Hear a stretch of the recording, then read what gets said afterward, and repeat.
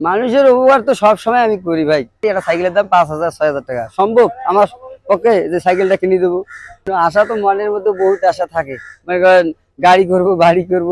হ্যাঁ, যতই কষ্ট হোক দেখা আমি কষ্টটা অনুভব করি না কখনো। আমার নাম মোহাম্মদ রফিকুল ইসলাম, গ্রাম কাশিরাম, থানা কালীগঞ্জ, জেলা লালমনিরহাট। বাবা মার পরিচয় হলো মোহাম্মদ গুলজার হোসেন। মায়ের নাম হলো মোসাম্মদ রমিসা খাতুন। আমার ব্যবসা গরমের সময় আলুর গরমের সময় বেশি আইসক্রিম, আর ঠান্ডার সময় যদি ঠান্ডা শীত শুরু হয় তখন একটু আলুর চিপস বেশি। তা মোটামুটি আমাদের পরিবারে 8 জন হয় সদস্য। খাওয়া দাওয়া মানে করি, মানে যতটুকু কামাই আজগর ইউনিটি হয় অতটুকুই করি করি বাবা মা সন্তুষ্ট অতটুকুর মধ্যেই করতে পারি কিনা সারাই আল্লাহ মাহবুব জানে। কিন্তু আমার জীবনটা শুধু যেদিন থেকে বুঝেছে অতদিন থেকে আমার জীবনটা শুধু কষ্টের উপরে চলছে। কিন্তু কষ্ট আমি কাউকে বুঝাইতে দিই না, সুখের মধ্যেই কাটাই দিচ্ছি, সবসময় হাসি দিয়েই আমি আমার জীবনটা গঠন করতেছি। ছেলে মেয়ে আমার 2জন ছেলে 2জন মেয়ে। বড় মেয়েটা বড় 12 বছরের পড়ছে, ছোট ছেলেটা 6 বছরের পড়ছে, দ্বিতীয় মেয়েটা 3.5 বছর, তৃতীয় ছেলেটা 2 বছর পড়ছে। আর স্কুলে দুই নম্বর ছেলেটা স্কুল মাদ্রাসা পড়তেছে, আর বড় মেয়েটা মাদ্রাসা, ছোট ছেলেটাও মাদ্রাসা, 2জনেই মাদ্রাসায় পড়তেছে।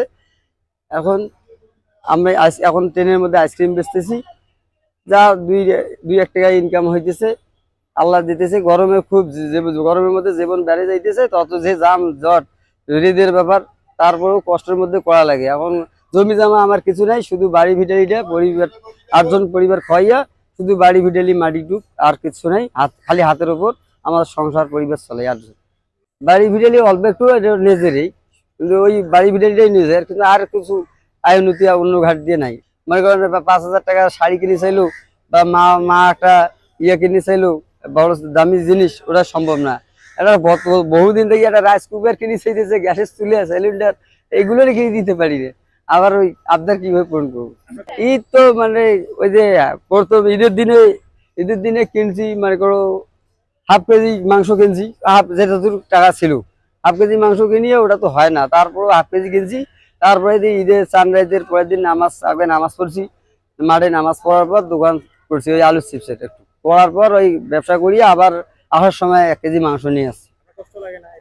করিয়া আসিয়া এই বাবা মাকে দিছি, বাবা মা পাক শাক করলো, খাইলো।